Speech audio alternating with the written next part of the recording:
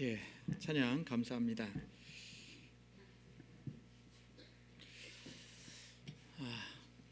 고요한 밤, 거룩한 밤 찬양이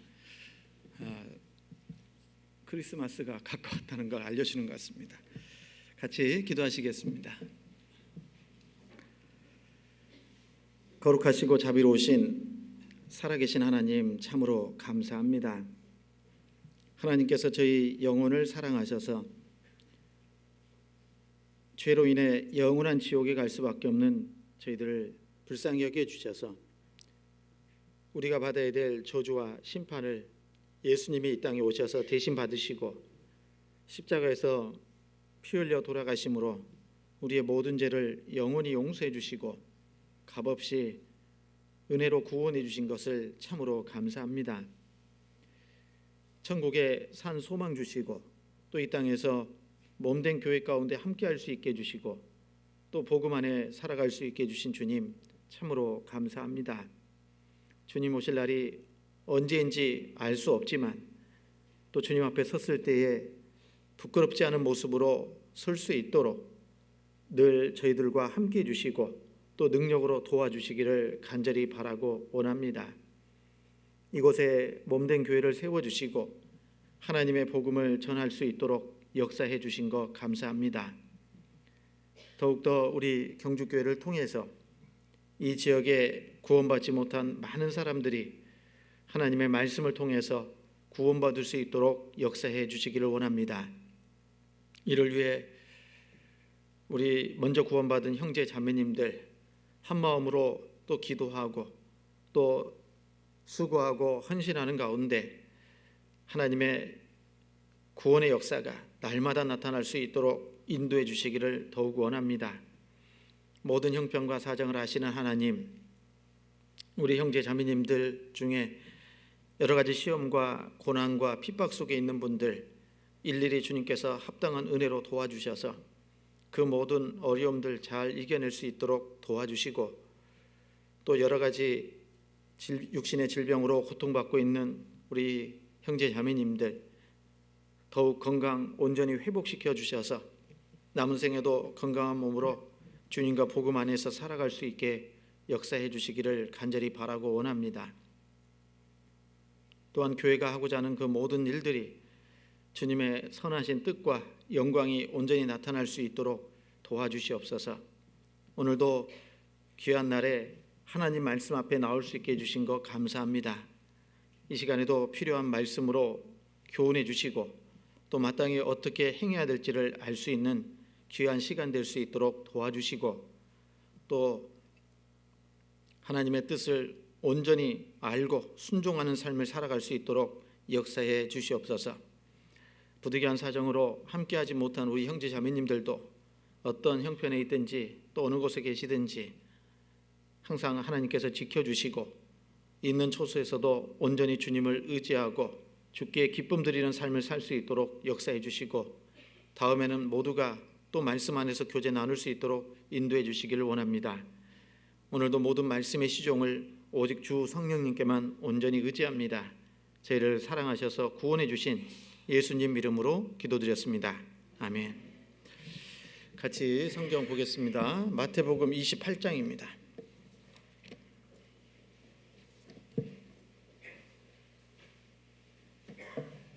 마태복음 28장 18절부터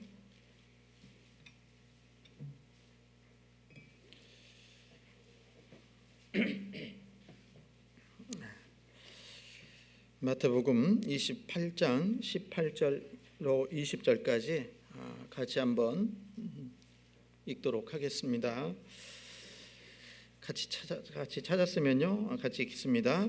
예수께서 나와 일러 가라사대 하늘과 땅의 모든 권세를 내게 주셨으니 그러므로 너희는 가서 모든 족속으로 제자를 삼아 아버지와 아들과 성령의 이름으로 세례를 주고 내가 너희에게 분부한 모든 것을 가르쳐 지키게 하라. 볼지어다 내가 세상 끝날까지 너희와 항상 함께 있으리라. 안녕하세요. 오랜만에 이 자리에 서는 것 같습니다.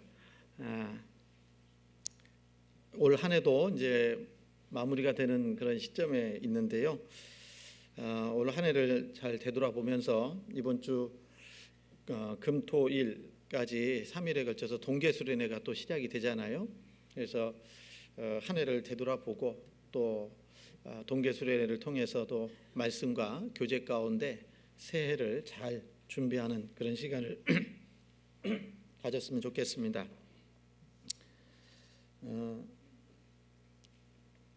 오늘은 무슨 말씀을 드릴까 하다가요. 마태복음 28장 방금 읽어드린 말씀은 예수님이 부활 승천하실 때 마지막으로 제자들에게 주신 말씀이라고 여겨지는데요. 그 말씀 가운데 이 말씀 속에는 교회에 사명이 있다라는 생각이 들어서 교회의 사명이라는 제목으로 말씀을 좀 드리려고 합니다. 주님의 보혈로 구원받은 우리 잘 아시는 것처럼 마음 가운데 다 믿어지고 계시죠. 우리의 모든 죄가 예수님의 보혈로 영원히 용서함을 받았습니다. 그래서 이 구원받았다라는 것은 내가 머리로 이해하는 것이 아니라 마음으로 이렇게 딱 이루어지는 거잖아요. 믿어지는 믿음이라는 겁니다. 그래서 그 구원은 성령께서 해주시는 거기 때문에 구원받을 때 성령이 우리 각 사람에게 임하셔서 구원을 확증할 수 있도록 해주신다라고 말씀드릴 수 있습니다. 그래서 구원받은 그리스도인들은 이제 왜 살아야 되느냐? 고린도전서 10장 31절에 있는 말씀처럼 너희가 먹든지 마시든지 무엇을 하든지 다 하나님의 영광을 위하여 하라라고 말씀하셨어요. 그래서 내가 살아가는 모든 것들이 하나님께 영광이 돼야 된다라고 말씀하십니다. 그래서 이것을 행한 것이 하나님께 영광일까 아니면 그렇지 않을까, 이것이 우리 삶의 판단의 기준이 돼야 될 겁니다. 그래서 내가 생각하고 내가 행하는 모든 것들은 기준은 뭐라고요? 이것이 정말 주님의 영광이 될까 그렇지 않을까, 이것을 생각하면서 살아가야 되겠죠. 그리고 우리 주님이 말씀하시면서 이제 구원받은 사람은 반드시 어디에 있어야 되냐? 교회에 있어야 된다라고 말씀하셔요. 요한복음 15장 3절 4절에 너희는 내가 일러준 말로 이미 깨끗하였으니 내 안에 거하라. 나도 너희 안에 거하리라. 가지가 포도나무에 붙어 있지 아니하면 절로 과실을 맺을 수 없음같이 너희도 내 안에 있지 아니하면 그러하리라라고 말씀을 주셨습니다. 그 구원받은 성도들의 모임이 교회잖아요. 그죠? 그래서 이 교회 가운데 구원받은 사람은 확실하게 교회 가운데 거하는 것이 마땅한 거예요. 그리고 그 교회를 통해서 하나님의 역사가, 하나님의 은혜가 전달되기 때문에 우리는 확실히 구원받았다면 교회 가운데 반드시 거해야 되는 겁니다. 뿐만 아니라 그 교회에 있어서 이제 구원받은 성도들의 모임이 교회라고 자주 말씀드렸지만은 그 교회가 해야 될 일이 있기 때문에 이 땅에 교회가 존재하겠죠. 그래서 오늘 교회의 사명이 뭐고 내가 살아가야 될 이유가 무엇인지를 좀 생각해 보고 어떻게 살아가는 것이 합당한 것인지 좀 생각해 보는 시간을 가지려고 합니다. 여기 예수님께서 말씀하셨어요. 예수께서 나와 일러 가라사대 하늘과 땅의 모든 권세를 내게 주셨으니 라고 말씀하셨습니다. 여러분, 교회는요 갑작스럽게 생겨난 게 아닙니다. 교회는 하나님이 창세전에 준비하셨다라고 말씀하십니다. 그래서 이 교회가 하나님이 사람을 만드시고 죄를 짓고 살아가네, 이들을 구원해야 되겠다 해가지고 급조해서 만들어진 것이 교회가 아니라 하나님은 모든 것을 아시는 분이잖아요. 그렇기 때문에 아담이 에덴 동산에서 선악과 먹을 줄 아시고 그리고 죄인의 운명이 영원한 지옥 갈 거라는 것을 아셨기 때문에 창세전에, 이 세상을 만들기 전에 이미 예수님을 보내셔서 교회를 이루실 것을 정하셨다라는 겁니다. 그게 예정입니다. 그래서 교회는 창세전에 예정된 것이다 라고 이 말씀에 통해서 알 수가 있어요. 성경 여긴 잡으시고요. 에베소서 1장입니다.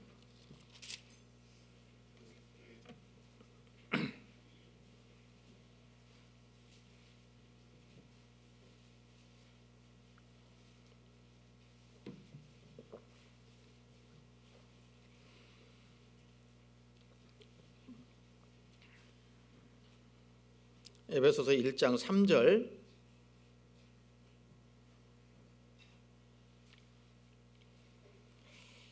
찬송하리로다. 하나님 곧 우리 주 예수 그리스도의 아버지께서 그리스도 안에서 하늘에 속한 모든 신령한 복으로 우리에게 복 주시되. 4절 곧 창세 전에 그리스도 안에서 우리를 택하사 우리로 사랑 안에서 그 앞에 거룩하고 흠이 없게 하시려고 그 기쁘신 뜻대로 우리를 예정하사 예수 그리스도로 말미암아 자기의 아들들이 되게 하셨으니. 이렇게 말씀하시죠. 여기 보면 창세 전에 그리스도 안에서 우리를 택했다. 그리고 또 말씀하시기를 5절에는 그 기쁘신 뜻대로 우리를 예정하사 그랬잖아요. 이 에베소서는요, 교회에 대한 말씀입니다. 교회가 무엇인지를 가르쳐주고 있는 게 이 에베소서입니다. 그래서 창세전에 택했다, 이런 말씀은 개인 한 사람 한 사람을 택했다라는 것이 아니라 교회를 택했다라는 얘기예요. 그래서 여기 우리를 택하셨고 예정했다라고 복수로 되어 있잖아요. 그러니까 우리 교회는 창세전에 하나님이 택하시고 예정하신 것이 교회다라는 겁니다. 그래서 디모데전서 2장 4절에 하나님은 모든 사람이 구원을 받으며 진리를 아는 데 이르기를 원하신다라고 말씀하셨잖아요. 하나님은 모든 사람이 구원받기를 원해요. 누구만 구원받기를 원해요? 모든 사람. 그래서 개인 예정을 해놨다면 이 디모데전서 2장 4절 말씀이 안 맞는 거예요. 맞죠? 모든 사람이 구원받기를 원한다면서 누구는 정해놓고 누구는 정하지 않았다면 말씀이 오류가 생기는 거잖아요. 그래서 하나님은 모든 사람이 구원받기를 원하셔서 이제 구원이라는 것은 죄사함으로 말미암는 구원이라고 말씀하셨잖아요. 그래서 이 죄가 내 마음 가운데 영원히 용서됐을 때 구원받는 겁니다. 죄사함 없는 구원은 있을 수가 없어요. 그래서 여기 7절에도 보면 7절에 우리가 그리스도 안에서 그의 은혜의 풍성함을 따라 그의 피로 말미암아 구속 곧 죄사함을 받았으니 그랬죠? 죄사함 받았어요, 안 받았어요, 여러분? 받으셨죠? 예. 그것을 말씀하고 있는데 하나님께서는요, 이 모든 사람이 천국 가기를 원하시니까 천국 가는 그 구원도 아주 쉽게 해야 될 거 아니에요. 많이 배운 사람도 못 배운 사람도 천국 갈 수 있게 해놔야 될 거 아닙니까? 모든 사람이 구원받게 하시려면 그래야 될 거 아니에요. 안 그래요? 천국 가는데 수준을 갖다가 하버드 입학 수준으로 해놔봐요. 여기 있는 분들 가요, 못 가요? 잘 아시네요. 네. 그래서 하나님은요, 모든 사람이 구원받기를 원하시기 때문에 가장 쉬운 방법으로, 그리고 우리가 할 수 없기 때문에 하나님께서 성부 하나님이 성자 예수님을 이 땅에 보내주셨어요. 레위기 히브리서 9장 22절에도 보면 피 흘림이 없은즉 사함이 없느니라 라고 말씀하셨어요. 죄는 반드시 피가 흘려져야 용서되잖아요. 그리고 대신 피 흘려 죽어주는 대속법을 정하시고, 그래서 죄 없으신 하나님께서 사람의 몸을 입고 이 땅에 오셔서 우리 죄를 담당하시고 우리가 받아야 될 저주와 심판을 예수님이 대신 받으셨다 그 말이에요. 우리가 할 수 없으니까 하나님이 일방적으로 해주신 것이 구원의 은혜라는 거예요. 맞죠? 그렇지 않습니까? 내가 할 수 있을 것 같으면요, 뭐하러 하나님이 오시고 예수님이 왜 오셔요? 내가 하면 되지. 그래서 우리가 할 수 없는 것을 하나님께서 대신 해주신 것이 예수님의 성육신과 그리고 우리를 대신해서 피 흘려 돌아가신 그 사건이라는 겁니다. 그래서 우리는 예수님께서 모든 사람들, 다시 얘기하면 세상 모든 사람들의 죄를 담당하시고 피 흘려 돌아가신 것이 사실이잖아요. 그리고 얼마만큼 죄가 용서됐냐면 이제까지 지은 죄만 아니라 앞으로 살면서 지을 죄까지 히브리서 9장 12절 말씀, 염소와 송아지의 피로 아니하고 오직 자기 피로 무슨 속죄요? 영원한 속죄를 이루사 단번에 성소에 들어가셨느니라 라고 말씀을 하신 겁니다. 그러므로 인해서 이 사실이 마음 가운데 믿어진 사람, 이게 구원받은 사람이고 그 구원받은 사람들의 모임이 교회다, 이렇게 말씀하시는 겁니다. 그래서 구원받을 때 하나님의 자녀가 될 뿐만 아니라 또 하나님 앞에서는 형제 자매가 되는 겁니다. 맞죠? 형제 자매가 됐어요. 그래서 예수님은 독생자로 이 땅에 오셨다면 이제 십자가에서 죽고 부활하신 이후에는 뭐가 됐다고요? 맏아들이 됐다라고 말씀하십니다. 무슨 아들이요? 맏아들이라는 것은 혼자 있는 게 아니죠. 성부 하나님 앞에서는 예수님만 아들이 아니라 이제 예수님을 통해서 구원받은 사람들이 다 하나님의 자녀이기 때문에 맏아들이라고 말씀하신 겁니다. 뿐만 아니라 이제 구원받은 그리스도인들은 이제 하나님 안에서 한 형제 자매가 된 거예요. 그래서 시편 133편 1절에 형제가 연합하여 동거함이 어찌 그리 선하고 아름다운고라고 말씀하시는 겁니다. 교회 안에 들어오면 누구나 다 형제 자매예요. 맞아요? 형제 자매가 되는 겁니다. 그런데 예수님은 모든 사람들의 죄를 위해서 피 흘려 돌아가셨는데 그러면 다 천국 가야 될 거 아니에요. 근데 다 천국 가요, 못 가요? 못 가죠. 왜요? 자기 죄 때문에 지옥 가는 게 아니라 안 믿는 죄 때문에. 그래서 요한복음 16장 9절에 죄에 대하여라면 저희가 나를 믿지 아니하며라고 말씀하신 겁니다. 그럼 천국 가려면 어떻게 해야 돼요? 믿으면 돼요. 맞죠? 믿으면 돼. 안 믿으면 지옥 가는 거고. 그래서 하나님 앞에 지옥 갈 죄인을 구원하기 위해서 예수님이 이 땅에 오셔서 죄인을 구원하는 일을 다 이루시고, 그래서 요한복음 19장 30절에 다 이루었다라고 말씀하신 겁니다. 그리고 장사된 지 사흘 만에 부활하셔서 지금은 승천해서 하나님 보좌 우편에 앉아 계십니다. 이 땅에서는 그래서 창세전에 예정된 교회가 있다라는 거예요. 아시죠? 그리고 그 교회의 시작은 예수님이 죽으시고 피 흘려 돌아가신 이후에 어떻게 됐다고요? 오순절에 성령의 강림으로 교회가 시작이 된 겁니다. 성경 사도행전 2장입니다.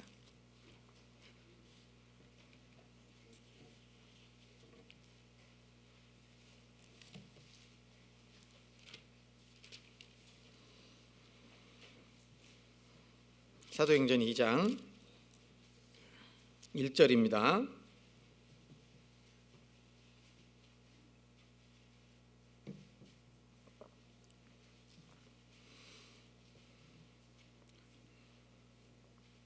사도행전 2장 1절로 4절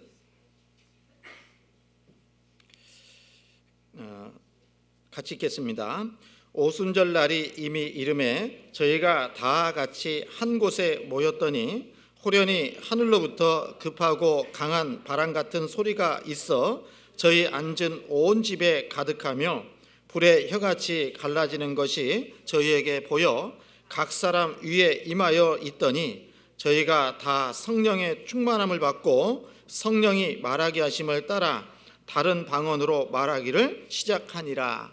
기독교 역사, 교회의 사는 이렇게 시작이 된 겁니다. 그래서 이 오순절날, 다시 얘기하면 예수님이 십자가에서 죽으시고 부활하셨잖아요. 그래서 이제 부활하신 이후에 40일 동안 제자들에게 나타나셨어요.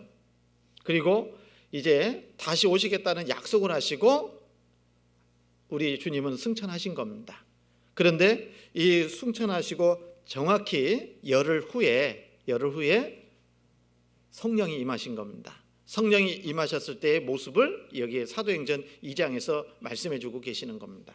오순절날이 이미 이름에 저희가 다 같이 한 곳에 모였더니 호련히 하늘로부터 급하고 강한 바람 같은 소리가 있어 저희 앉은 온 집에 가득하며 불의 혀같이 갈라지는 것이 저희에게 보여 각 사람 위에 임하여 있더니 저희가 4절이죠. 다 성령의 충만함을 받고 성령이 말하게 하심을 따라 다른 방언으로 말하기를 시작하니라 라고 말씀하셔요.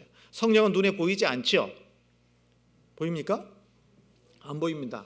그래서 이 성령께서 하시는 역사가 무엇인지를 이 말씀을 통해서 가르쳐주고 있다라는 겁니다. 그래서 성령께서는 임하실 때 하늘로부터 급하고 강한 바람 같은 소리처럼 임하신 거예요. 그리고 그 집에 온 집에 가득했다라고 말씀하십니다.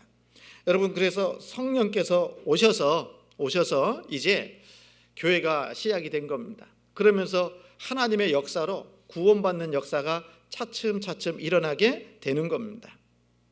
성경 요한복음 앞에 보면요, 20장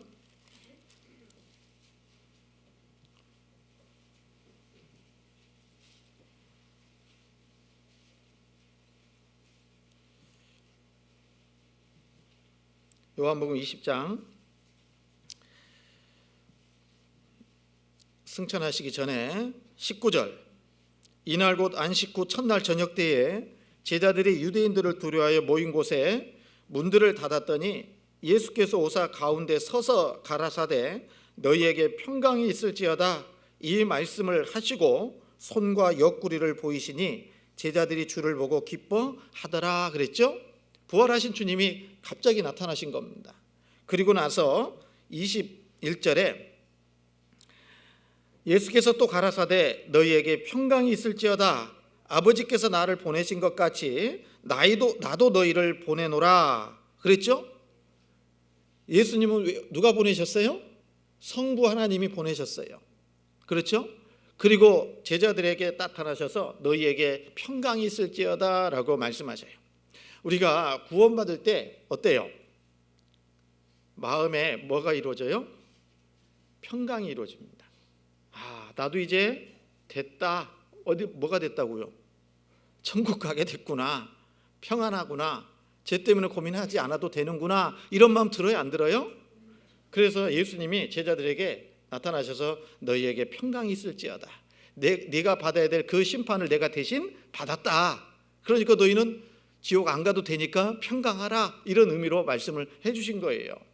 네? 평강이 있을지어다 라고 말씀하시면서 이제 구원받은 사람에게 사명을 주시는 겁니다. 아버지께서 나를 보내신 것 같이 나도 너희를 보내노라 라고 말씀하시는 거예요. 그래서 성부 하나님께서 예수님을 보내셨잖아요. 그렇죠? 그리고 이제 구원받은 그리스도인들은 예수님이 또한 보내시는 거예요. 나도 너희를 보내노라. 예. 그리고 22절, 23절 같이 읽습니다. 이 말씀을 하시고 저희를 향하사 숨을 내쉬며 가라사대 성령을 받으라. 너희가 네 죄든지 사하면 사해질 것이요 네 죄든지 그대로 두면 그대로 있으리라 하시니라. 여기 이 말씀을 하시고 저희를 향하사 숨을 내쉬며 가라사대 뭐라고 했어요? 성령을 받으라 이렇게 말씀하셨어요. 성령을 받으라. 여러분, 이 제자들이요 이때 성령 받았어요, 안 받았어요? 안 받았습니다. 이때는요 예수님이 부활하시고 승천하신 이후에 다른 보혜사를 보내주시겠다고 약속하셨잖아요. 그래서 예수님이 승천하셔야 다른 보혜사 성령이 오시는 거예요. 이것은 이제 구원받은 사람에게 성령 받을 것을 보여주신 겁니다. 아시죠? 그래서 오순절에 성령이 강림하셨고 이제 구원받은 사람들은 구원받을 때에 성령이 내 속에 임하시는 거예요. 그래서 성령을 받은 사람들이 이제 뭐 해야 돼요? 죄를 사하는 권세를 받아서 전해야 된다 이렇게 말씀하시는 겁니다. 여기 잡으시고 요한 사도행전 1장 8절입니다. 1장 8절 같이 읽습니다. 오직 성령이 너희에게 임하시면 너희가 권능을 받고 예루살렘과 온 유대와 사마리아와 땅끝까지 이르러 내 증인이 되리라 하시니라. 뭐가 임해야 된다고요? 증인이 되려면 오직 성령이 너희에게 임하실 때 그랬어요. 임하시면 너희가 권능을 받고 능력을 받아서 예루살렘부터 시작해서 땅끝까지 그리스도의 증인의 일을 한다라고 말씀하시는 겁니다. 그러니까 구원받은 사람은 성령 받은 거예요. 아시겠죠? 구원받을 때 성령이 오시는 겁니다. 네. 여기 그래서 성령 받은 사람, 다시 얘기하면 구원받은 사람들이 복음을 전하면 복음을 전하면 죄가 사해지는 경험을 할 거 아닙니까? 우리 각자가 이 자리에 앉아서 구원을 받을 수 있었던 것은 먼저 구원받은 사람들이 전해줬기 때문에 구원을 받은 거잖아요. 안 그렇습니까? 누군가는 전해줬을 거 아니에요. 그래서 먼저 구원받은 사람들이 복음을 전해서 죄사함을 받게 되면은 여기 말씀하신 것처럼 사도행전 20장에 있는 것처럼 너희가 네 죄든지 사하면 사해질 것이요, 죄를 사는 권세는 주님께 있는 겁니다. 사람에게 있는 게 아니에요. 근데 이건 무슨 얘기예요? 복음을 전해서 말씀을 통해서 구원받게 한다라는 거예요. 아시죠? 그래서 네 죄든지 사하면 사해질 것이요, 네 죄든지 그대로 두면 그대로 안전하면 그 사람 그냥 지옥 간다, 그 말이에요. 그래서 누가 복음을 전해야 됩니까? 구원받은 사람들이 전하는 거예요. 구원받은 사람들, 성령 받은 사람이. 그래서 이 구원받은 사람들을 위해서 하나님이 교회를 주신 거예요. 교회는 누가 세웠어요? 교회 누가 세워요? 하나님이 세우신 거예요. 우리 주님이 세우시는 겁니다. 그래서 마태복음 16장에 이렇게 말씀하십니다. 마태복음 16장 18절.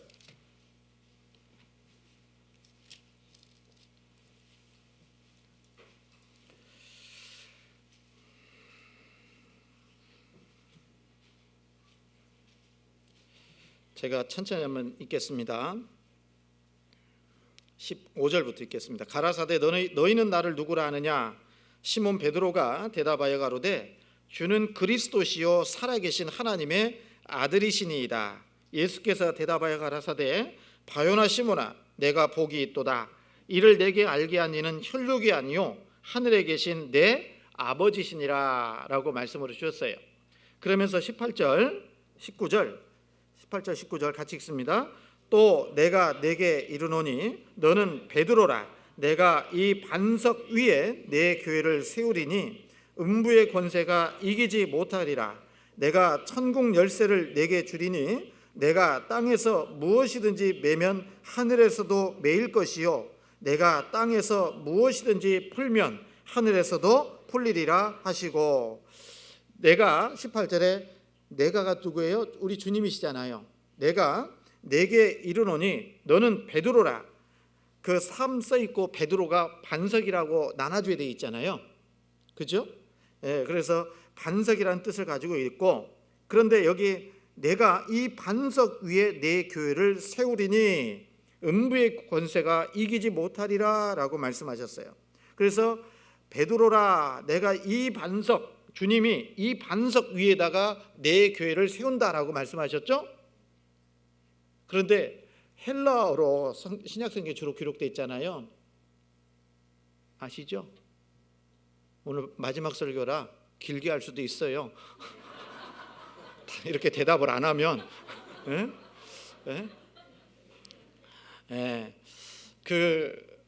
여기 베드로하고 이제 헬라어로 다르다는 겁니다. 이 반석이라는 것이 단어가 달라요. 그러니까 이 베드로라는 이 반석은 남성 명사입니다. 그런데 이 반석 위에 할 때 이 반석은 여성 명사로 되어 있어요.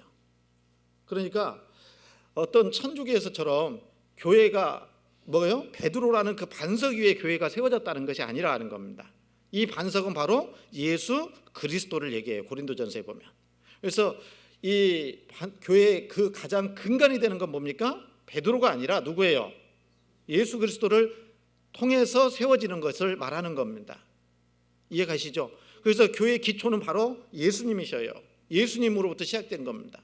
그리고 그 교회가 내가 이 반석 위에 내 교회를 세우리니라고 말씀을 하신 겁니다. 그렇죠? 그래서 교회의 주인은 누굽니까? 바로 담임 목사가 아니고요, 예수님이셔요. 예수님. 그래서 교회의 주인은 예수님으로 계시면서 19절에 뭘 줬냐? 내가 천국 열쇠를 교회에다 준 겁니다. 내가 천국 열쇠를 내게 주리니 내가 땅에서 무엇이든지 매면 하늘에서도 매일 것이요 내가 땅에서 무엇이든지 풀면 하늘에서도 풀리리라 라고 말씀하신 겁니다. 이해 가시죠? 그래서 여러분 교회에 천국 열쇠가 주어진 거예요. 예? 그리고 이 교회가 해야 될 일이 가장 큰 일이 뭐겠어요? 이 복음을 전해서 천국문을 열어주는 역할을 교회가 해야 된다 그 말이에요. 가장 중요한 일입니다. 그래서 이 교회는 창세전에 예정되어 있던 거고, 그리고 이 교회는 어떤 것입니까? 주님이 주인이 되시고 또 주님이 반석이 되셔서 교회가 세워진 겁니다. 그래서 이 교회는 주님의 것이고 또 반석 대신 예수 그리스도 위에 교회가 세워졌다라고 말씀하시는 겁니다. 그리고 그 교회가 해야 될 일이 천국 열쇠를 받았으니까 그 열쇠를 가지고 풀어주는 역할을 교회가 해야 된다, 이렇게 말씀하고 있는 거죠. 자, 교회가 뭡니까 그러면? 교회는 이런 겁니다. 성경 고린도전서 1장입니다.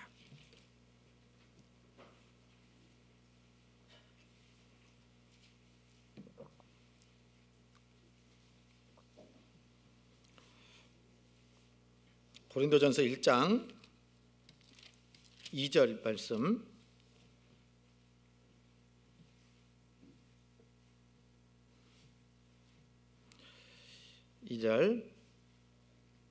같이 읽습니다. 고린도에 있는 하나님의 교회 곧 그리스도 예수 안에서 거룩하여지고 성도라 부르심을 입은 자들과 또 각처에서 우리의 주 곧 저희와 우리의 주 되신 예수 그리스도의 이름을 부르는 모든 자들에게, 이게 교회의 정의입니다. 고린도에 있는 하나님의 교회 곧 그리스도 예수 안에서 거룩하여지고 성도라 부르심을 입은 자들. 그래서 교회는요 복수로 되어 있습니다. 그러니까 예수 그리스도로 말미암아 우리 죄가 깨끗하게 용서됐어요, 안 됐어요? 거룩해졌어요, 안 거룩해졌습니까? 거룩해졌죠. 이 거룩해진 사람들의 모임이 교회다 그 말이에요. 그래서 구원받을 때 하나님의 교회에다가 딱 들어가게 되는 겁니다. 세상에 있는 하나님의 교회 말고요, 그 교회에 들어가게 되는 거예요. 그래서 확실히 여기 보면 그리스도 예수 안에서 거룩하여졌다라고 마음에 믿어지십니까? 마음에 믿어지시죠? 내 죄가 영원히 용서해 주셨다. 그래서 히브리서 10장에서도 그런 말씀이 있잖아요. 그래서 우리가 구원받고 신앙생활하는 데 있어서 반드시 죄사함이 내 마음속에서 이루어져야 돼요. 그게 교회의 일원이 되는 모습이에요. 여러분 출석하는 게 중요한 게 아니에요. 그래서 구원받고 확실하게 내가 천국 갈 수 있는 소망 안에서 살아가면 누가 뭐라고 안 해도 하나님의 교회에 등록이 돼요. 아시죠? 등록이 되는 겁니다. 그래서 아무리 세상에 있는 교회 이름이 올라갈 때라도 거듭나지 않았으면, 구원받지 않았으면 아무 소용이 없는 겁니다. 그래서 계속 자주 제가 말씀드렸지만 내가 받은 구원을 더욱더 확실하게 할 필요가 있다. 너희가 믿음에 있는가 너희 자신을 시험하고 너희 자신을 확증하라 라고 말씀하셨잖아요. 그래서 거룩해진 거, 예수 그리스도로 말미암아 주님의 보혈을 흘려주심으로 말미암아 내 죄가 깨끗하게 용서된 사실이 마음 가운데 믿어졌을 때 거룩함을 얻을 것이다가 아니라 히브리서 10장에 얻었노라 라고 말씀하고 계신 겁니다. 그게 교회입니다. 그래서 교회는 구원받은 사람들의 모임이 교회예요. 그래서 교회는 가장 작은 단위가 2사람이에요. 혼자는 교회가 될 수가 없습니다. 그래서 남편이 구원받고 아내가 구원받았으면 거기가 그 가정이 교회가 되는 거예요. 이해 가시죠? 그리고 남편, 아내 또 그 자녀들까지 다 구원받았으면요 어때요? 5명이 자녀가 5명이다. 그러면 5명 다 구원받았으면 7명의 하나의 교회가 되는 겁니다. 그럼 그게 교회예요. 그래서 이 교회는 건물이 아니라 구원받은 사람들의 모임, 이게 교회다라고 성경은 분명하게 말씀해주고 계신다라는 겁니다. 그래서 우리는요 교회 가운데 이제 함께 하죠. 여기 보면은 이렇게 많은 분들이 구원을 받았기 때문에 함께 모여서 말씀으로 교제하잖아요. 그런데 이 고린도에 있는 하나님의 교회 이렇게 했잖아요. 교회는요, 구원받은 사람들의 모임이라고 그랬죠. 그리고 이 성경에 보면은요, 초대교회도 고린도 교회, 에베소 교회, 뭐 빌립보 교회, 골로새 교회 이런 교회들이 나오잖아요. 그건 지역 이름을 딴 겁니다. 지역 명칭이에요.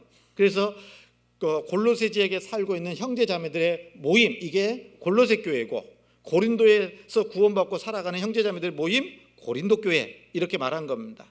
경주 지역에서 살고 있는 형제 자매들의 모임이 경주 교회다 그 말이에요. 네?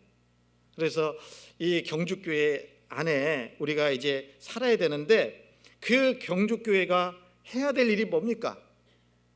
우리 교회가 해야 될 일이 뭐예요? 아까 말씀드린 것처럼 복음 전하는 거예요. 교회 사명은 그게 가장 큰 사명이다 그 말이에요. 그래서 마태복음 28장에 다시 읽을게요. 마태복음 28장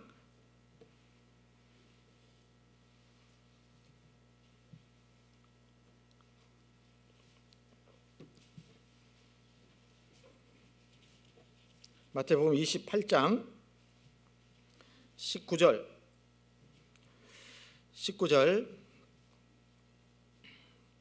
교회라는 것은 하나님 말씀을 비춰보면 이것이 교회고, 19절은 이제 교회가 해야 될 역할을, 사명을 말씀해 주고 있습니다. 그러므로 너희는 가서 모든 족속으로 제자를 삼아. 이게 1차적으로 교회가 해야 될 일이라는 겁니다. 그러므로 너희는 가서 모든 족속으로 뭐 하라고요? 제자 삼으라. 제자 삼으라. 구원받을 때 예수님의 제자가 되는 겁니다. 그러니까 이 말은 뭐예요? 모든 족속에게 가서 모든 족속으로 어떻게 하라고요? 구원받게 해서 예수님의 제자가 되게 하라. 이것을 교회에 주신 사명이라고 얘기할 수 있는 겁니다. 그럼 교회는 뭐 해야 됩니까? 앉으나 서나 자나깨나 복음 전하는 것이 하나님의 뜻이다 그 말이에요. 교회가 존재하는 이유라는 겁니다. 그러므로 너희는 가서 모든 족속으로 제자를 삼아 그랬잖아요. 교회에서 가장 크게, 가장 중요하게 해야 될 일은 누가 뭐라고 해도 복음 전하는 겁니다. 복음 전하지 않는 교회는, 성경에 그런 말씀이 있잖아요. 살았다는 이름은 가졌으나 죽은 자와 같다. 마치 교회가 복음을 전하지 않는다면 어떤 모습이겠어요?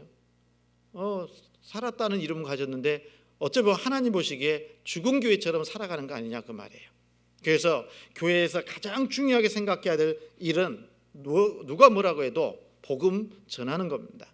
복음 전해서 영혼이 구원받게 하는 것이 우리가 해야 될 가장 중요한 일이다라고 말하는 겁니다. 가장 큰 포커스는, 중심은 뭐예요? 복음 전하는 그 일로 맞춰져야 됩니다.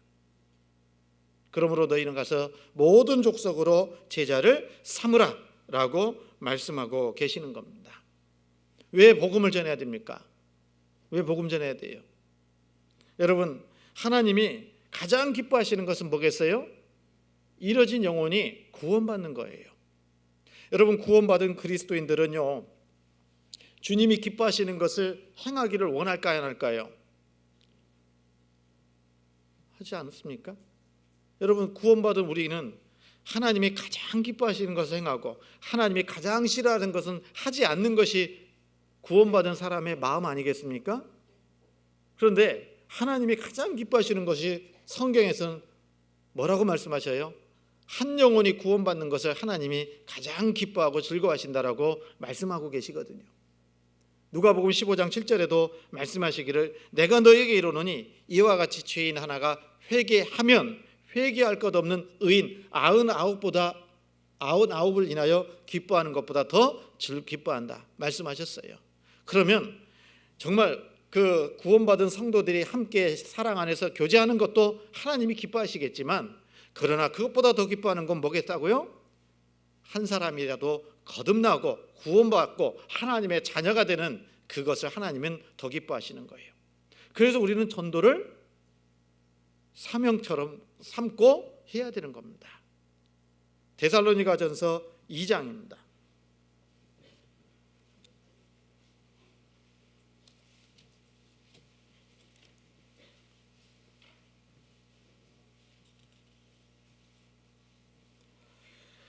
데살로니가전서 2장 4절입니다.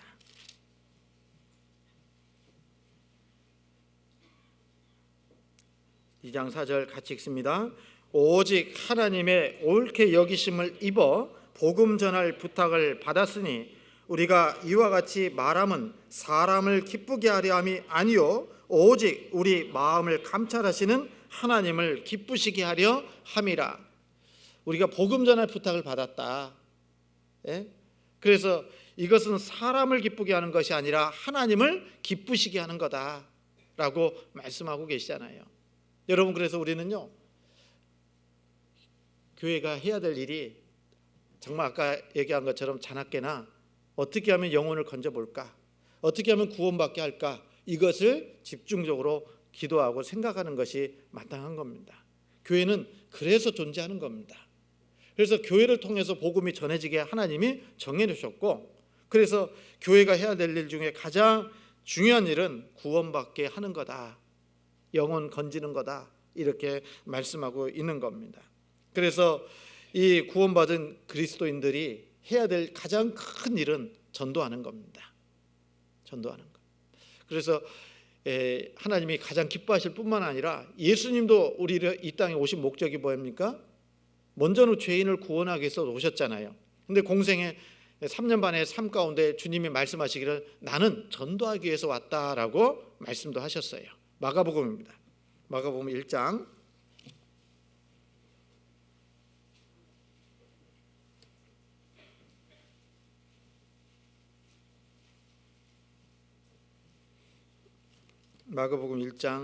38절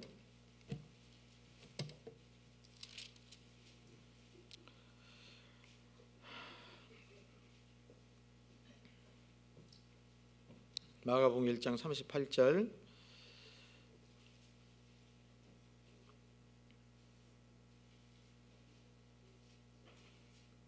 (38절) 39절 같이 읽습니다. 이르시되 우리가 다른 가까운 마을들로 가자. 거기서도 전도하리니 내가 이를 위하여 왔노라 하시고 이에 온 갈릴리에 다니시며 저희 여러 회당에서 전도하시고 또 귀신들을 내어 쫓으시더라. 이르시되 우리가 다른 가까운 마을들로 가자. 거기서도 뭐 한다고요? 전도하리니 내가 이를 위하여 왔노라. 전도하기 위해서 예수님이 이 땅에 오셨다라고 말씀하십니다. 사도 바울이 그런 말씀도 하셨죠. 내가 그리스도를 본받는 자 된 것 같이 너희는 나를 본받는 자 되라. 예수님은 우리의 본이 되십니다. 그래서 사도 믿음의 선진 중에 사도 바울이 예수님을 가장 많이 본받고 살았던 것 같아요. 그렇잖아요. 그래서 사도 바울은 우리에게, 여기 앉아있는 우리 모두에게 내가 그리스도를 본받는 자 된 것 같이 나를 본받는 자 되라고 말씀하셨어요. 그 주님의 본받는 모습 중에 가장 큰 본받음의 모습은 뭐예요? 전도하는 겁니다. 예수님이 전도하기 위해서 오셨고 많은 믿음의 선진들이 전도하다가 목숨까지 바쳤잖아요. 그리고 우리에게도 그 사명을 주신 겁니다. 전도하라고, 잃어진 영혼을 건지라고 그 사명을 우리에게 주신 겁니다. 그리고 우리를 구원하신 목적은 이 땅에서 잘 먹고 잘 살아라고 그래서 구원해 주신 것이 아니라 하나님의 선한 일을 위해서 우리를 구원해 주셨다라고 말씀하고 계신 겁니다. 에베소서 2장입니다. 에베소서 2장 10절입니다.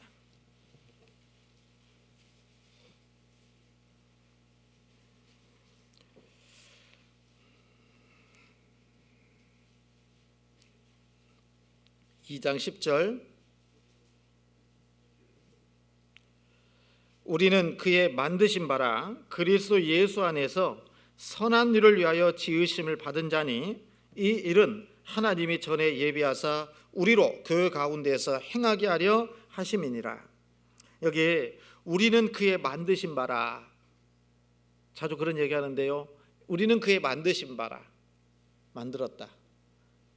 개조물이에요? 새로운 피조물이에요? 개조해 놓은 게 아닙니다. 리모델링인 게 아니라 우리가 구원받을 때요, 건물로 따지면 리모델링된 건물이 아니고요, 새로운 신축 건물이라는 얘기예요. 우리는 그의 만드신 바라. 그래서 고린도후서 5장 17절에 그런즉 누구든지 그리스도 안에 있으면 새로운 피조물이라. 이전 것은 지나갔으니 보라 새 것이 되었도다라고 말씀하셨잖아요. 새롭게 우리를 하나님이 만들어 주셨다 그 말이에요. 왜 만들었어요? 만드신 바라 그리스도 예수 안에서 뭐하라고요? 선한 일을 위하여 지으심을 받았다라고 말씀하잖아요. 왜 우리를 구원해 주셨어요? 주님의 선한 일을 위해서 우리를 구원해 주셨다 그 말이에요. 그 주님의 가장 큰 선은 잃어진 영혼을 건져서 천국 가게 하는 그 일을 위해서 우리를 구원해 주셨다는 얘기입니다. 교회도 마찬가지고 우리 개인도 마찬가지입니다. 그래서 내가 복음을 전하지 않는다면은 주님의 선하신 주님이 우리를 구원하신 목적을 잃고 살아가는 거예요. 그래서 교회의 사명은 반드시 우리가 생각할 게 전도하는 겁니다. 전도하지 않으면 삶의 의미가 없는 거예요, 실은요. 여러분 그렇지 않습니까? 그래서 이 구원받고 우리가 살아가는 가장 첫 번째 이유는 전도하기 위해서 살아가는 거다. 교회 또한 경주교회가 해야 될 일은 전도하는 겁니다. 다른 거 없어요. 전도하는 일에 지금보다 더 훨씬 더 기도하고 힘써야 될 겁니다. 왜요? 교회가 존재하는 이유가 그것이기 때문에 그렇습니다. 이게 가장 큰 목적이에요. 그리고 우리가 왜 이 시대에 전도를 하지 않으면 안 되냐? 곧 끝나니까 그래요. 일할 수 있는 날이 얼마 남지 않은 것 같아요. 예수님이 다시 오실 때가 가까웠다는 것 신문이나 방송을 통해서도 확인할 수 있잖아요. 예? 그렇다면 이제 주님 앞에 가면 우리는 전도하고 싶어도 못할 거예요. 그때가 곧 다가옵니다. 그래서 시간 낭비할 때가 아니라는 겁니다. 부지런히 전도해서 내 가족들, 내 이웃들, 내 친구들 그리고 내 주변의 많은 지인들을 천국 가게 할 수 있도록 그렇게 해야 되는 것이 우리 시대의 사명인 겁니다. 그래서 너희는 가서 모든 족속으로 제자를 삼아라고 말씀하시는 겁니다. 그래서 전도하는 것이 우리 교회의 큰 사명이다라는 거 잊지 마셔야 돼요. 그리고 구원받은 사람들에게 이제 교회 가운데 있으면서 뭐 해야 돼요? 아버지와 아들과 성령의 이름으로 침례를 주라라고 말씀하셨어요. 이제 점점 교회 가운데 있으면서 배워가는 겁니다. 그래서 구원을 확실하게 받았으면 이제 해야 될 일이 뭡니까? 아버지와 아들과 성령의 이름으로 침례받는 겁니다. 구원 받았으면 침례 받으셔야 돼요. 난 물이 무서워요. 못 들어가겠어요. 그러면 안 되고요. 이 물속에 들어가는 것은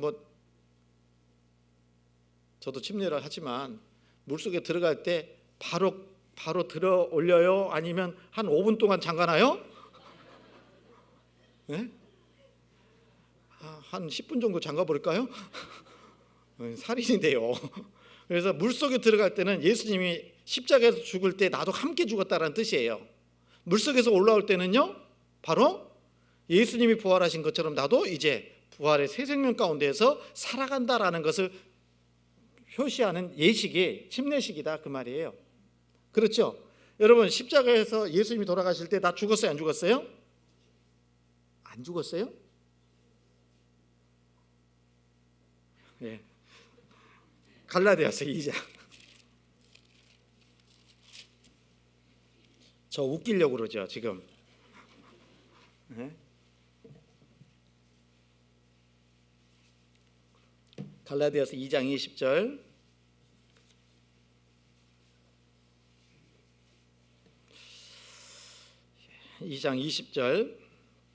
같이 읽습니다. 내가 그리스도와 함께 십자가에 못 박혔나니 그런즉 이제는 내가 산 것이 아니요 오직 내 안에 그리스도께서 사신 것이라. 이제 내가 육체 가운데 사는 것은 나를 사랑하사 나를 위하여 자기 몸을 버리신 하나님의 아들을 믿는 믿음 안에서 사는 것이라. 예, 맞아요. 여러분, 내가 그리스도와 함께 십자가에 못 박혔나니 그런즉 이제는 내가 산 것이 아니요 오직 내 안에 그리스도께서 사신 것이라. 맞아요? 근데 나 있어요 없어? 근데 또 있네. 그래서 이제 내가 예수님과 함께 옛 본성은 죽었다라고 생각해야 돼요. 여기에 있는 겁니다. 그리고 이제 주님이 부활하셔서 새 생명 가운데 살아가는 것처럼 나도 이제는 주님과 함께 살아가는 거예요. 그래서 이제 구원받기 전에는 혼자 살았는데 구원받고 나면 이 속에 누가 계신다고요? 주님과 함께 사는 거예요. 주님과 함께. 그래서 주님과 함께 살려면요, 내 뜻대로 살아야 돼요? 주님 뜻대로 살아야 돼요? 네? 내 뜻대로 살려고 그러면 주님이 자꾸 태클 걸까요, 안 걸까요? 걸어요. 그래서 구원받기 전에는 내 혼자 살았으니까 편했지. 그죠? 내가 하고 싶은 대로 하면 되니까요. 양심의 가책도 없었어요. 그런데 구원받고 나니까 성령이 딱 들어오셔가지고 예전에 구원받기 전에는 죄가 아닌 것들도 죄로 딱 보이기 시작합니다. 그렇습니까? 예. 그래서 이제 갈등이 생기는 거예요. 내 속에는 하나님의 뜻대로 살고자 하는 소원도 있고 또 육신이 있기 때문에 내 뜻대로 살고자 하는 그 소원도 있고 그것이 충돌해요. 누가 이겨요? 누가 이겨요? 어떤 분은 그렇게 얘기하더라고요. 하나님의 성령께서 이기겠지. 아닙니다. 힘센 것이 이기게 돼 있어요. 힘센 것이. 그래서 육신만을 위해서 살아가면요, 성령이 힘을 못 써요. 예? 그래서 열심히 말씀을 듣고 교제 가운데 있으면 이제 성령이 힘을 써야 못 써요? 힘을 쓰면 이제 내 육신이 점점 작아져 가는 거예요. 그래서 신앙이 성장한다라는 것은 내 뜻대로 살아가는 것이 아니라 점점 주님의 뜻대로 살아가는 모습이 많이 나타날수록 신앙이 성장했다, 이렇게 얘기할 수 있는 거잖아요. 그래서 이제 구원을 받았으면 침례를 받는 거예요. 그죠? 그리고 하나님의 뜻 가운데서 이제 또 가르침 받으면서 살아가는 겁니다. 마태복음 28장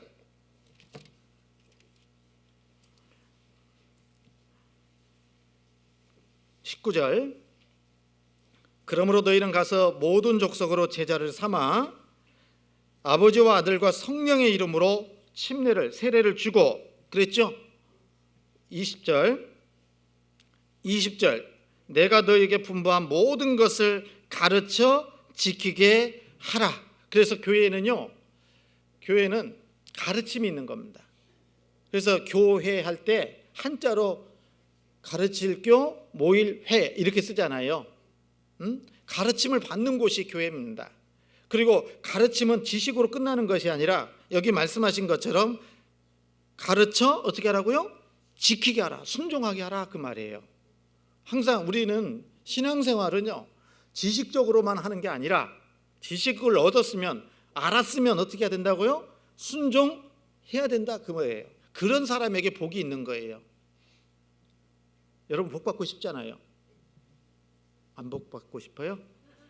복 받고 싶잖아요. 그럴 때 하나님이 주시는 복은 순종하는 자에게 복이 주어지는 거예요. 성경 요한계시록 1장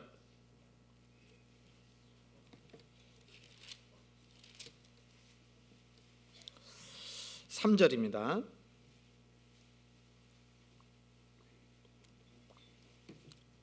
요한계시록 1장 3절.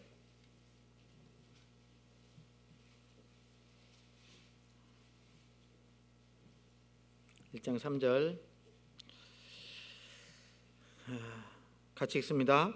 이 예언의 말씀을 읽는 자와 듣는 자들과 그 가운데 기록한 것을 지키는 자들이 복이 있나니 때가 가까움이라. 아주 중요한 말씀인데 여기 보면 이 예언의 말씀을 읽는 자 단수고 듣는 자들 복수죠. 예?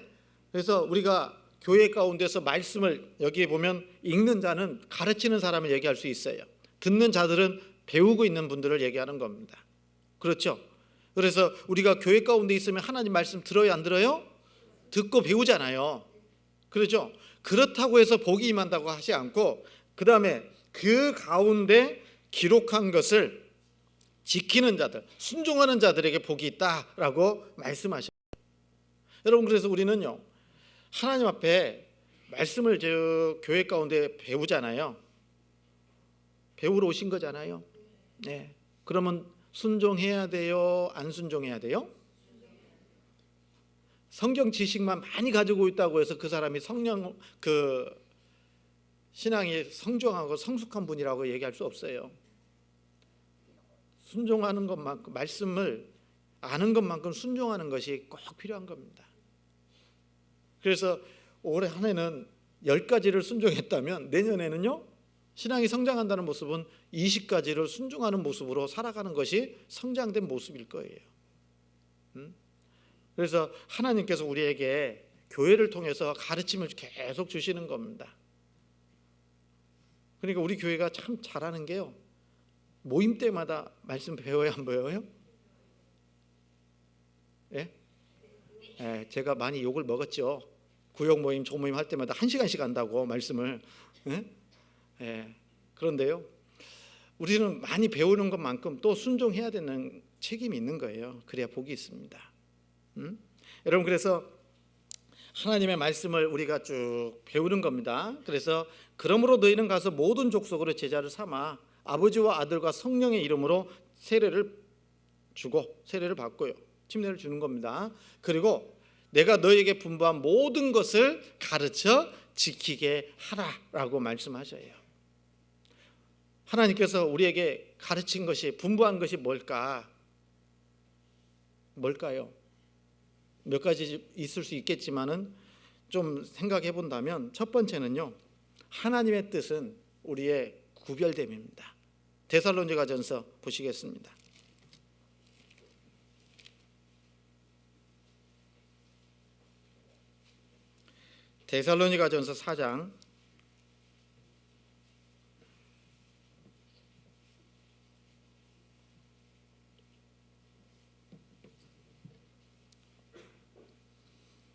데살로니가전서 4장 3절 말씀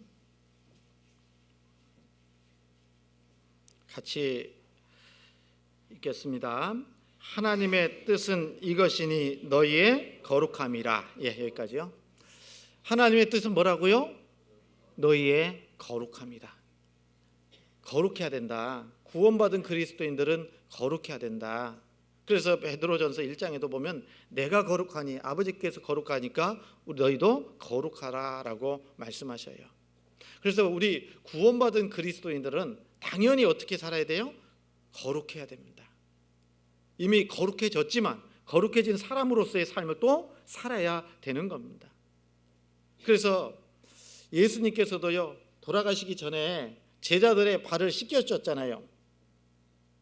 요한복음 13장에. 맞죠? 그래서 요한복음 13장에 보면 예수님이 제자들 한 사람씩 발을 씻기는데 베드로 앞에 왔어요. 베드로가 뭐라고 했어요? 아니, 선생님께서, 주님께서 나를 씻기십니까? 절대로 씻기지 못합니다 하니까 예수님 뭐라고 해요? 너는 지금 사람이 됐다. 그렇게 대답한 것이 아니라 뭐라고 했어요? 내가 너를 씻기지 않으면 나와 상관이 없다, 관계가 없다. 그 말을 듣고 베드로가 그러면은 발만 아니라 다 씻겨주십시오. 그렇게 얘기하니까요, 예수님 말씀하셨어요. 그 이미 목욕한 자는 발밖에 씻을 필요가 없느니라. 구원받을 때 우리는 목욕한 거하고 똑같아요. 근데 구원받고 나서 살아가다 보면 먼지 묻어야 안 묻어요? 발에? 묻잖아요. 그럼 계속 씻어야 돼요? 안 씻어야 돼요? 씻어야죠. 맞죠? 그런 것처럼 우리는요, 정말 그 구원을 받았어도 하나님 앞에는 천국 갈 수 있는 완전한 의인이 됐지만 이 세상에서 살다 보면 여러 가지 죄가 묻어 들어올 수 있다라는 겁니다. 그래서 그런 면에서도 구별되어야 된다, 거룩해야 된다라고 말씀을 하시는 거예요. 그래서 거룩하다 하는 의미를 얘기하면요, 죄를 전혀 안 짓는구나 이런 생각을 하셔요. 근데 여러분, 구원받고 나서 살아보시니까 죄 한 번도 안 져요? 지어도 너무 많이 져요. 예? 그래서 순간순간 막 올라오잖아요. 내 마음에 안 들면 화도 올라오고, 심지어는요, 절제가 안 되면 욕도 나온다니까? 죄요? 아니요? 죄잖아요. 맞죠? 예. 그러니까 구원을 받았어도 얼마든지 죄를 지을 수 있다라는 겁니다. 그러니까 거룩하다라는 말은 죄를 전혀 짓지 않는다라는 뜻이 아니에요. 성경에서 거룩은 구별입니다. 뭐라고요? 구별이에요, 구별. 성경 레위기 20장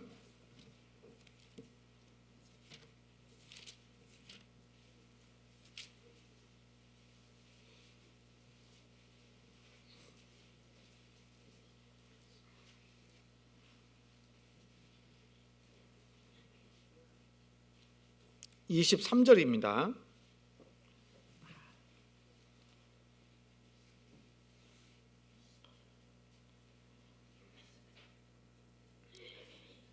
너희는 내가 너희 앞에서 쫓아내는 족속에 풍속을 좇지 말라. 그들이 이 모든 일을 행함으로 내가 그들을 가증히 여기노라. 내가 전에 너희에게 이르기를 너희가 그들의 땅을 기업으로 얻을 것이라. 내가 그 땅 곧 젖과 꿀이 흐르는 땅으로 너희에게 주어 유업을 삼게 하리라 하였노라. 나는 너희를 만민 중에서 구별한 너희 하나님 여호와라. 너희는 짐승에 정하고 부정함과 새에 정하고 부정함을 구별하고 내가 너희를 위하여 부정한 것으로 구별한 짐승이나 새나 땅에 기는 곤충으로 인하여 너희 몸을 더럽히지 말라. 너희는 내게 거룩할지어다. 이는 나 여호와가 거룩하고 내가 또 너희로 나의 소유를 삼으려고 너희를 만민 중에서 구별하였음이니라. 여기 거룩과 구별이라는 단어가 동시에 등장하고 있잖아요. 다시 얘기하면 거룩이라는 말은 구별된 것을 얘기하는 겁니다. 구별, 아시죠? 죄를 전혀 짓지 않는다는 뜻이 아니라 구별되어 있어야 된다라고 얘기하는 겁니다. 여러분, 교회가 뭐예요? 헬라어로 에클레시아잖아요. 빼어낸 무리라는 뜻을 가지고 있어요. 세상 가운데에서 빼어냈어요. 그래서 세상과 구별시킨 게 교회입니다. 그래서 그 교회의 형제자매들을 뭐라고요? 성도. 그래서 하나님께 속한 것은 거룩하다라고 얘기를 하는 겁니다. 그래서 교회도 성도님 할 때 뭐라고요? 구별된, 거룩한, 구별된 무리, 이렇게 얘기하는 겁니다. 그리고 하나님을 향해서 구별된 물건들 있잖아요. 성막이나 성전에서 그것을 성물이라고 얘기하잖아요. 예? 그러니까 죄가 전혀 없다라는 것이 아니라 하나님 앞에 구별돼서 따로 떼어놓은 것, 이것을 거룩하다 이렇게 얘기하는 겁니다. 그러니까 이 거룩은 구별입니다. 구별되는 거예요. 그래서 우리는 세상 가운데 살지만 세상과 구별돼야 돼요? 속해 있어야 돼요? 구별돼야 돼. 맞죠? 여러분, 물고기가요 바닷속에 살잖아요. 바다 물고기 잡아봤더니 회를 떴더니 짜요, 안 짜요? 어떤 분은요 짜던데요 그러더라고요. 간친 겁니다. 네? 여러분, 이 바다 물고기가 바닷속에 살지만, 바닷물은 짜지만 이 물고기 뱃속으로는 짠 게 안 들어간다는 거잖아요. 맞죠? 우리는 세상 가운데 살아요. 여러분, 그렇죠? 여러분, 바다를 항해하는 배가 어떻습니까? 물 속에 있어요? 바다 위에 있어요? 그렇죠? 바다 위에 있지만 그 물과는 구별되게 있잖아요. 만약에 구멍이 나가지고 물이 쑥 들어오면 어떻게 돼요? 침몰하잖아요. 잠수하면 되잖아요. 맞죠? 네? 맞죠? 그러면 그 배는 제대로 된 배예요? 안 제대로 된 배예요? 네? 네. 배는 바닷물이 배 안으로 들어오면 안 되는 거예요. 구멍이 나면 안 되는 거예요. 그것이 구별입니다. 우리는 세상 가운데 살아가고 있지만 세상과는 구별되어 있어야 돼요. 이게 거룩한 삶이다라고 말하는 겁니다. 그러면 이 성경에 보면요, 무엇에서부터 구별돼야 될까? 우리 첫 번째는요, 세상 풍속으로부터 구별돼야 됩니다. 세상 풍속으로부터. 그래서 로마서 12장 1절에 보면 그러므로 형제들아 내가 하나님의 모든 자비하심으로 너희를 권하노니 너희 몸을 하나님이 기뻐하시는 거룩한 산제사로 드리라. 이는 너희의 드릴 영적 예배니라. 너희는 이 세대를 본받지 말고 오직 마음을 새롭게 함으로 변화를 받아 하나님의 선하시고 기뻐하시고 온전하신 뜻이 무엇인지 분별하도록 하라. 너희는 이 세대를 본받지 말라라고 말씀을 하시는 겁니다. 여러분, 세상 가운데 살아가지만 세상 풍속에 동화되면 안 돼요. 예? 그래서 죄송한 얘기지만 세상은 다수결로 가죠. 다수결로 가죠. 다수결이 항상 옳은 건 아니잖아요. 예? 그래서 하나님의 역사도 교회 가운데서도 우리 다수결로 합시다, 이거 결정하기 어려운 것은 다수결로 합시다 이렇게 하면 안 됩니다. 실은요. 어떻게 해야 돼요? 말씀에 하나님의 뜻이 어디 있는지 좀 더 기도하고 기다려 봅시다, 이렇게 하는 것이 맞을 거예요. 그리고 하나님의 말씀에 옳고 그른지를 이 기준을 성경을 가지고 따져야지, 응? 많은 사람들이 그걸 원하니까 한다, 이것은 안 맞는 겁니다. 왜 이 말씀을 드리냐면 우리가 세상 가운데 살다 보니까 세상적인 생각과 의식들이 자꾸 교회 가운데 들어와요. 그러면 왜 이렇게 안 하냐고 내 마음속에서 불만이 나올 수 있다는 겁니다. 우리는 세상과도, 세상 풍속과도 구별이 돼야 되는 거예요. 그게 바른 신앙의 삶을 살아갈 수 있는 모습입니다. 그리고 또 한 가지로는요, 믿지 않는 자와 구별돼야 됩니다. 믿지 않는 자, 구원받지 않은 사람과는 구별돼야 됩니다. 성경 고린도후서 6장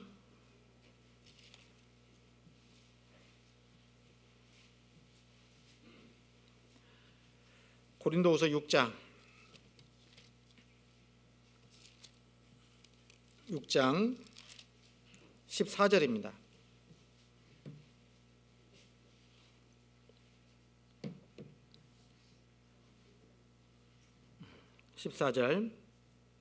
너희는 믿지 않는 자와 멍에를 같이 하지 말라. 의와 불법이 어찌 함께하며 빛과 어둠이 어찌 사귀며 그리스도와 벨리알이 어찌 조화되며 믿는 자와 믿지 않는 자가 어찌 상관하며 하나님의 성전과 우상이 어찌 일치가 되리요.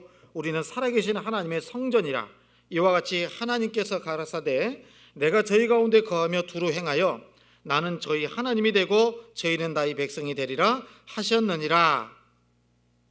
그러므로 주께서 말씀하시기를 너희는 저희 중에서 나와서 따로 있고 부정한 것을 만지지 말라, 그렇게 말씀하셨어요. 믿지 않는 자와 멍에 같이 하지 마셔야 됩니다. 네? 그래서 운명을 같이 하지 말라라는 얘기예요. 믿지 않는 자와는. 구원받은 사람과 운명을 같이 해야 됩니다. 운명 같이 하는 것 중에 하나가 결혼이죠. 결혼. 그래서 어쩔 수 없어요. 가정을 이룬 상태에서 한쪽 편이 구원을 받으면 어떻게 해야 될까요? 남편과 아내로 자녀들이 딱 있는데 아내가 먼저 구원을 딱 받아가지고 왔네. 그러면 어떻게 해야 돼요? 믿지 않는 자와 멍에를 같이 하지 말라고 했으니까 이혼해야 되겠다, 그게 아닙니다. 맞죠? 살아야 돼요. 있는 모습 그대로 살라고 말씀하셔요. 그리고 기도하는 가운데 그 가족이 구원받을 수 있도록 계속 해야 되는 거예요. 맞죠? 여기서 말씀하시는 것은 아직 가정이 이루어지지 않은 처녀 총각들 있잖아요. 맞죠? 그 사람들이 믿지 않는, 구원받지 않은 사람과 운명을 같이 할 수는 없잖아요. 처음에는 좋을지 모르죠. 나중에는 불행해요. 생각이 다른데요, 소망이 다른데요, 뜻이 다른데요, 어떻게 같이 살아요? 맞죠? 그래서 처음부터 멍해를 같이 하시면 안 돼요. 믿지 않는 자와 구원받지 않은 사람과는 그렇게 해야 됩니다. 그래서 여기 부모님들 자녀들 교육시킬 때, 결혼시킬 때에도 반드시 그렇게 해야 돼요. 예? 정말 믿음의 가정이고 믿는 사람인지 구원받은 사람인지 아닌지 철저하게 따져보고 그렇게 해야 됩니다. 그리고 또 운명같이 하는 것 동업이에요. 동업. 예? 동업, 이방인과 동업했다가 크게 낭패 볼 수 있습니다. 이득이 날 때는 좋은데 어려워질 때는요, 그때부터 원수가 될 수 있어요. 그래서 조심해야 됩니다. 그리고 또 우리 믿지 않는 자와 멍에를 같이 하지 않을 뿐만 아니라 죄를 지을 수 있는 환경으로부터도 구별이 돼야 됩니다. 죄를 지을 수 있는 환경. 그래서 이 다윗이요, 부하 왕이잖아요. 왕인데 부하 장군들은 지금 전쟁터에서 열심히 전쟁하고 있는데 이 다윗왕은 어디에 있었어요? 왕궁에 있었어요. 게을러졌어요. 원래 부지런한 분인 것 같은데 그날따라 게을러가지고 늦게 일어나가지고 지붕 위로 올라갔어요. 지붕 위로 올라갔어요. 뭐가 보여요? 에? 여자가 목욕하는 모습이 보였어요. 그래서 음심이 올라오니까 알아보고 데려와서 동침하고 그러므로 말미암아 그의 남편 우리아까지 죽여버리는 그런 죄를 범하게 된 겁니다. 그 시작은 원래 왕은 고대 왕들은 어디에 있어야 돼요? 전쟁터에 있어야 되는 것이 맞거든요. 있어야 될 위치에서 지금 벗어나 있으니까 죄를 범하게 되는 거예요. 우리도 마찬가지입니다. 우리도 형제자매님들이 교제 가운데 있어야 될 위치에 있지 않고 다른 데가 있으면 100% 죄를 지을까 안 지을까요? 지을 수밖에 없습니다. 저도 자주 생각하는데 제가 교회 안에서 복음을 전하고 말씀을 전할 수 있는 것은 이 교회 가운데 있기 때문에 가능한 것이지 교회를 떠나버리면 저는 아무 힘도 없을 거예요. 그리고 구원받지 않은 세상 사람보다도 더 악하게 살지도 모르겠다 이런 생각을 해봅니다. 그래서 고린도전서 15장에 보면 그런즉 나의 나된 것은 하나님의 은혜로 된 것이다 라고 말씀하셨어요. 그래서 여러분 내가 잘나서 똑똑해서 세상을 이길 수 있는 힘을 가지고 있는 게 아닙니다. 어디에 있어야 돼요? 교제 가운데 있어야 돼요. 그러면 교제 가운데 있고 정말 그 죄를 지을 수 있는 그런 그 환경에서부터 계속 벗어나려고 해야 되는 겁니다. 구원받기 전에 술 너무 좋아하신 분들은요, 술집 근처는 가야 돼요, 말아야 돼요? 근처 갈 생각도 하지 말아야 돼요. 그래야 됩니다. 안 그래요? 나는 술을 너무 좋아했던 사람이 맨날 술집 근처로 다니면요, 들어갈까요, 안 들어갈까요?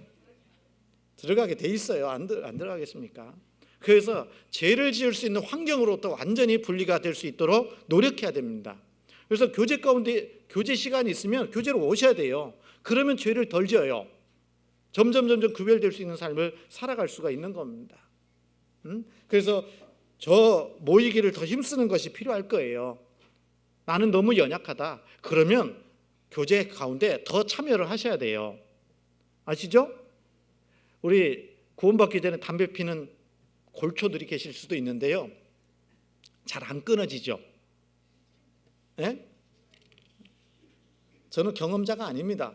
어릴 때 구원받아가지고 담배는 입에 대지도 않았어요. 그런데 이렇게 다른 분들 말씀하시면 담배 끊기가 그렇게 어렵대요. 그런데 끊으려고 노력할 것이 아니라 교제 가운데 항상 붙어 있어 봐요. 담배 생각나요? 말씀 생각나요? 그렇게 우리가 삶을 구별해서 점점 거룩해져 가는 거예요. 예? 그래서 죄를 지을 수 있는 환경으로부터 구별돼야 되겠다 이런 생각을 합니다. 우리 청년의 형제자매님들도요, 밤늦게 청년 형제자매들 만나가지고 교제하지 마요. 죄를 지을 수 있는 환경으로 자꾸 몰아가지 말라고요. 예? 일찍 집에 들어가야 돼요. 그래서 자신을 깨끗하게 구별하는 것, 이게 하나님의 뜻이에요. 그래서 하나님의 뜻은 우리의 거룩함이다 라고 말씀하고 계신 거잖아요. 맞죠? 그리고 하나님이 우리에게 주신 계명이 또 하나가 있는데 성경 요한복음 13장입니다.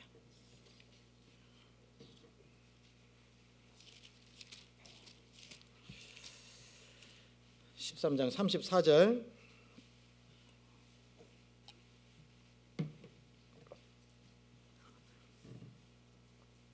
(34절) 35절 같이 읽습니다.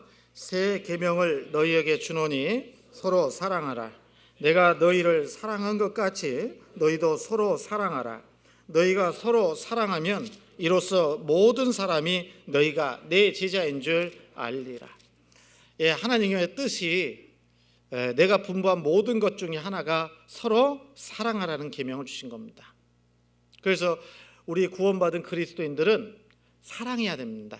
그런데 여기 새 계명을 너희에게 준다라고 했을 때 이 새 계명이라고 하는 이유는 구약의 율법도 사랑이거든요. 그래서 그 율법사가 딱 정리해 줬잖아요. 마음을 다하고 목숨을 다하고 힘을 다하고 뜻을 다해서 주 너의 하나님을 사랑하고 내 이웃을 내 몸처럼 사랑하라. 이게 사랑이잖아요. 그래서 구약의 율법 계명도 사랑입니다. 그런데 그것은 왜 옛 계명이라고 해요? 사랑하라고 했지만 사랑할 수 있는 힘이 없기 때문에 그런 거예요. 그런데 우리 하나님은요, 우리에게 새 계명을 주셨어요. 새 계명을 주셨다라는 것은 먼저는 내가 하나님의 사랑을 받았기 때문에 이제 새로운 사람들을, 새로운 형제자매들을 사랑할 수 있는 힘을 주셨다라는 거예요. 이해 가시죠? 옛 계명은 뭐냐면 이게 500kg짜리 돌덩어리다. 들어요, 못 들어요? 예? 못 들어요. 그죠? 근데 못 드는데 자꾸 들으려고 하면 깝깝해요, 평안해요. 그래서 이게 옛 계명이라는 겁니다. 할 수 있는 힘이 없는데 자꾸 하라고 하니까 무거운 짐이 되는 거예요. 그런데 이제 반대로 얘기하면 새 계명은 이게 500kg라도 나는 들을 수 있는 힘이 1000kg요. 짐이 돼요, 안 돼요? 안 된다 그 말이에요. 그래서 여러분, 우리 하나님께서 주신 계명 중에 하나가, 새 계명이 뭐예요? 서로 사랑하라는 계명이에요. 이 사랑의 계명이 율법의 완성이다라고 말씀하셨어요. 여러분, 우리 서로 그 사랑은요, 대상이 있는 거잖아요. 대상, 누구를 사랑하냐. 첫 번째, 사랑의 대상에는 크게 두 가지가 있어요. 믿지 않는 사람들이 있고 구원받은 사람이 있는 거예요. 그래서 구원받지 않은 사람을 사랑하는 것은 일방적으로 사랑하는 거예요. 조건적 없이 그냥 무조건 사랑하는 거예요. 불쌍히 여겨주는 겁니다. 여러분, 우리가 구원받기 전에 정말 하나님의 사랑을 알았습니까? 전도하는 사람 되게 미웠잖아요. 맞죠? 야, 왜 이렇게 귀찮게 하지? 귀찮게 하네. 심지어는 그런 분들 있잖아요. 나 교회 데려가면 얼마 받아? 없어. 그런데 여러분, 몰라서 그러잖아요. 몰라서. 예레미야도 50년 넘게 그 이스라엘 백성들에게 복음을 전했잖아요. 당시에 예루살렘의 멸망을 선포했잖아요.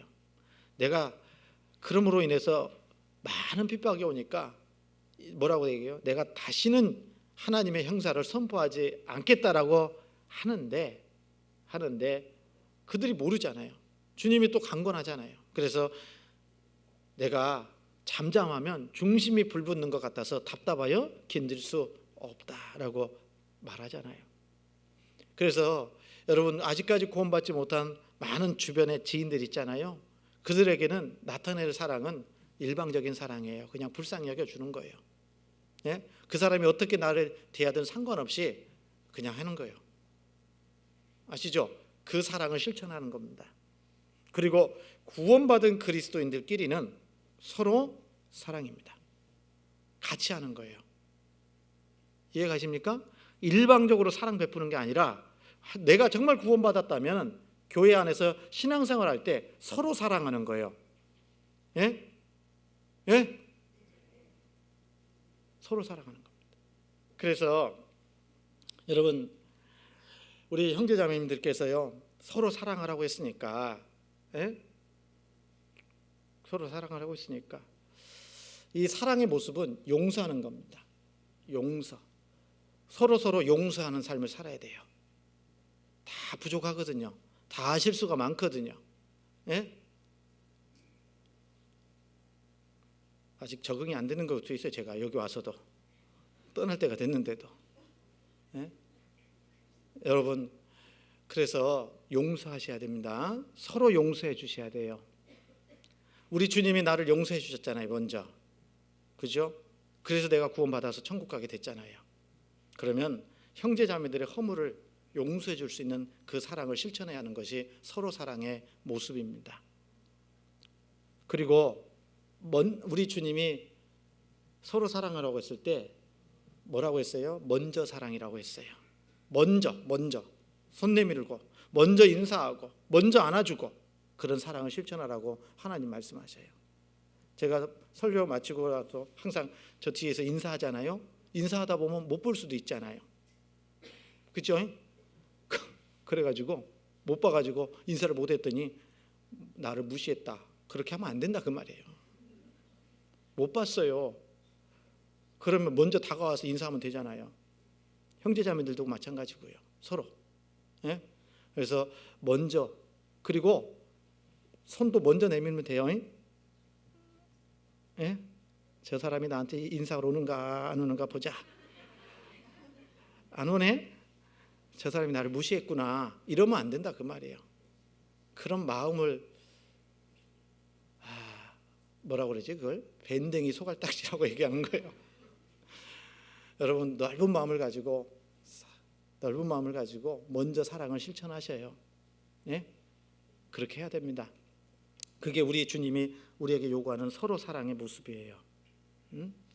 그리고 또 끝까지 사랑하셔요. 끝까지 포기하지 마시고. 예? 형제자매들 지금은 연약한 모습, 변화되지 못한 여러 가지 모습들이 있을지 모르지만 결국에는 하나님이 정말 훌륭한 그리스도인의 모습으로 바꿔줄 거라는 기대를 가지고 끝까지 사랑하는 거예요. 요한복음 13장 1절에도 보면 예수님이 자기 제자를 사랑하시되 끝까지 사랑했다라고 말씀하셨어요. 그렇지 않습니까, 여러분? 맞죠? 그래서 끝까지, 그리고 용서하고 희생하고, 사랑은 희생을 전제로 하는 겁니다. 희생 없는 사랑은 없는 거예요. 그래서 형제자매들 중에 여러 가지 힘들고 어려운 분들이 혹 계실 수 있잖아요. 그렇죠? 그런 분들 돌아보면서 먼저 도와줄 수 있는 마음도 가져야 되는 겁니다. 그게 사랑의 모습일 거예요. 그래서 말로만 사랑합니다, 사랑하고 있어요 라고 외칠 것이 아니라 실천하셔야 됩니다. 사랑을 실천하셔야 돼요. 그래서 여기 요한복음 13장 34절에 보면 35절에 너희가 서로 사랑하면, 이렇게 서로 사랑하면 이로써 모든 사람이 너희가 내 제자인 줄 알리라 라고 말씀하고 계시잖아요. 맞죠, 여러분? 예? 그래서 하나님 말씀하셔요. 교회가 뭐 하는 곳입니까? 교회가 뭐예요? 그러므로 너희는 가서 모든 족속으로 제자를 삼아 구원받고, 이 경주교회를 이루고 있습니다. 교회가 가장 먼저 해야 될 일은 복음 전하는 일이다. 그래서 내후년에 이 강당이 가득 차서 하나님의 천국 갈 수 있는 알곡으로 다 채워지기를 바라는 마음으로 함께 기도하고 함께 수고하셔야 됩니다. 그리고 또 하나님 말씀하신 것처럼 우리 스스로도 정말 구별된 삶을, 거룩한 삶을 살 수 있도록 해야 됩니다. 그렇게 하지 않으면 복음이 전해지는데 내가 장애 역할을 할 수 있어요. 방해가 될 수 있습니다. 그래서 내 구별된 삶을 살아야 되고, 또 내적으로는 서로 사랑하는 삶을 사셔야 됩니다. 그것이 하나님의 말씀이에요. 그게 교회에 주어진 큰 사명이라고 얘기할 수 있습니다. 그래서 그러므로 너희는 가서 모든 족속으로 제자를 삼아 아버지와 아들과 성령의 이름으로 세례를 주고 내가 너희에게 분부한 모든 것을 가르쳐 지키게 하라, 이렇게 말씀하고 계십니다. 볼지어다 내가 세상 끝날까지 너희와 항상 함께 있으리라. 그렇게 살아가는 교회에 우리 주님이 늘 항상 주님 오실 때까지 함께 하실 거라는 거 약속하신 겁니다. 그렇지 않습니까, 여러분? 그래서 앞으로도 그런 모습으로 이렇게 좀 살았으면 좋겠고요. 좀 전에도 말씀드린 것처럼 저는 내일 오전에 짐을 싸서 포천교회로 갑니다. 포천교회로 가서 이제 몇 년 더 거기에 있을지 모르겠지만 포천교회에서도 하나님의 역사를 온전히 이루을 수 있도록 같이 기도해 주시고, 또 이 자리를 빌어서 정말 부족한 저에게 이 과분한 일을 5년 동안 우리 경주교회에서 맡게 해주시고, 또 여러 가지 실수가 있고 부족한데도 불구하고 많이 용납해 주시고 또 함께 해주신 것에 대해서